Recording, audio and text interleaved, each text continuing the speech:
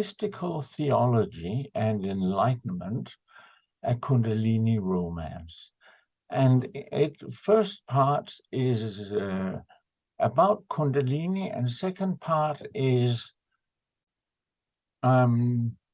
inspired by, very strongly inspired by, several different Christian mystics who I consider great saints. I discuss enlightenment in the light of Christianity, pre-Reformation, because I don't like Catholicism particularly, with the Pope and all that, this and that.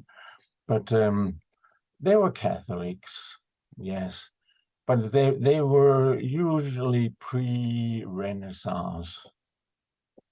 And Renaissance was where the popes became so corrupt and greedy, and the Borgias, etc. Oh, but some are from 500, some are from 1100, 1200, and I actually discuss the question of reincarnation, because I think it's actually said by Jesus when he discusses with, I think it's Nicodemus, about reincarnation. Jesus says you can't come to heaven if you haven't been born again. And the ignorant rabbi, Nicodemus, says, how can you enter your mother's womb again? And Jesus says something like, that is not what I meant, and let body be body and spirit be spirit, and things like that.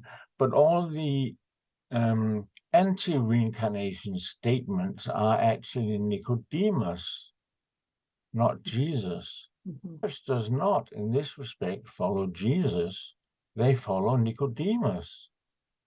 And in that dialogue, Nicodemus is the character who is utterly ignorant and doesn't understand what Jesus is actually saying.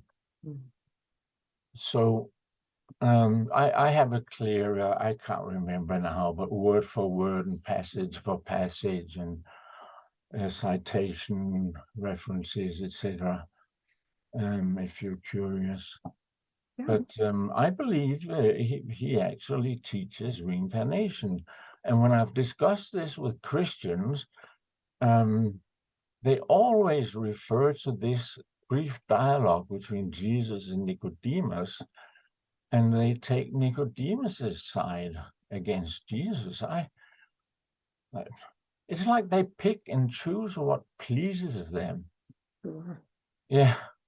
That's it. Yeah. But the early church did believe in reincarnation. That's a fact, historical fact. And in the year, I think it was 300, they had this council where they formulated what Christian faith and dogma should be, and they rejected reincarnation. But you can ask yourself, what's the point of being born again and again and again? And there's actually one point that you progress slowly, yes, unless you do spiritual practices. And it's also said that you can't get enlightened unless you are incarnated and have a human body, a human nervous system. That's Hindu teaching. I don't know which school in particular, but that's the common belief. And I agree completely. Christian heaven exists, Muslim heaven exists, etc., etc. On the astral level, the level, 1 or 2 steps above the physical. And there the Christians sit for a very long time because they think they're going to be there eternally. And the Muslims are there and have sex every day with 72,000 virgins or whatever. And only 72, but still a lot. Eventually, you get bored and your astral body dies and you reincarnate again until you have become free. You have found your true self, which I spoke about to Anna, which is love and bliss and devotion and is utterly one with the Holy Spirit, which I equate with Shakti, the dynamic creative force. And then you have Shiva, not the person, but the symbolic representation of the divine as ever resting in a blissful oneness with the absolute self. This is from a school called Kashmir Shaivism, by the way, but others use the two in the same way. Then something disappears, which I call the I-ness. Ramana called it the I thought. And when that is gone, there is no longer a tendency to identify with something you're not. And then you're free. No forced reincarnation. You can choose to reincarnate, or you can go to another world or planet or whatever.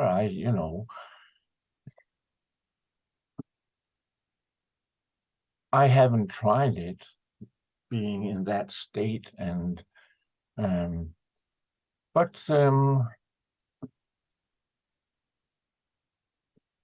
mean, that state of being dead and on that level and making that choice. This is the first life I got fully enlightened. And still, from my experiences, it seems quite right to say that you can choose to reincarnate or not. Or on, fancy as it may sound, on another planet, another world. Who knows? We'll find out soon enough. So, well, I remember my past lives. In the beginning, it was just like this Swami life in India. But when I was I don't know, 22 or 1 or 3 or whatever, it's a long story, I'll cut it short, but I suddenly remembered back in time, life, several thousand years back. And some lives are even 3,000 years back. And that's, of course, is very real to me. It's not a conviction or a belief. It's just as clear as remembering the name of the street my family lived on when I was 4 years old. And my parents made me remember the address by heart if I ever got lost. And 15 Minden Close in Bury in England.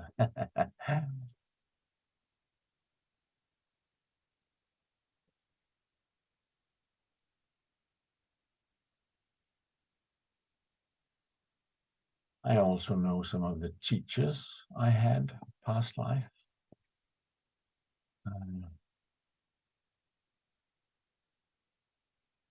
But that, in a sense, it's not interesting at all. The only thing that's interesting is love, devotion, surrender, merging with the Holy Spirit and getting free. Everything else is just fireworks of some sort.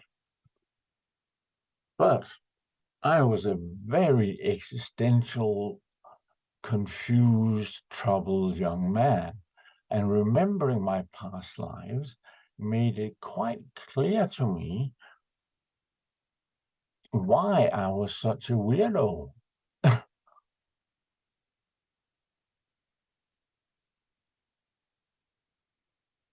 why I had spontaneous out-of-body experiences, why I would go into what I later learned was called Nirvikalpa Samadhi when I was lying in the crib as a baby.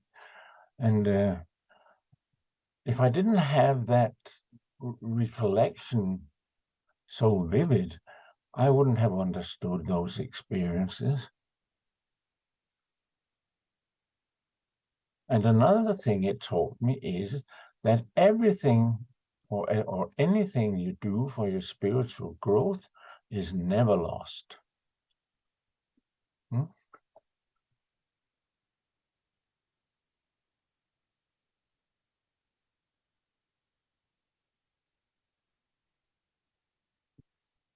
There's another thing, now we're talking Christianity. John the Baptist baptized with water and said Jesus would baptize with fire. And baptism with fire, in my understanding, is the same as Shaktipat initiation.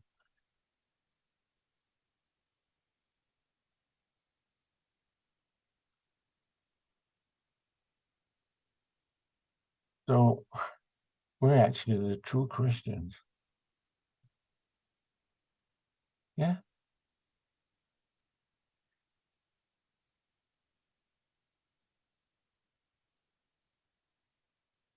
Ever since I was a kid, this person has meant so much to me. Virgin Mary, Mother Mary. I would spontaneously, as a 5-year-old, go into a church, go up to the altar, kneel, fold my hands, and cry.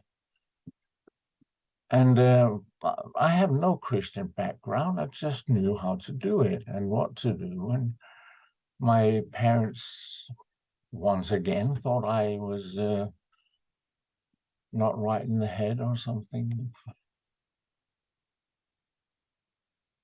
Well, anyway.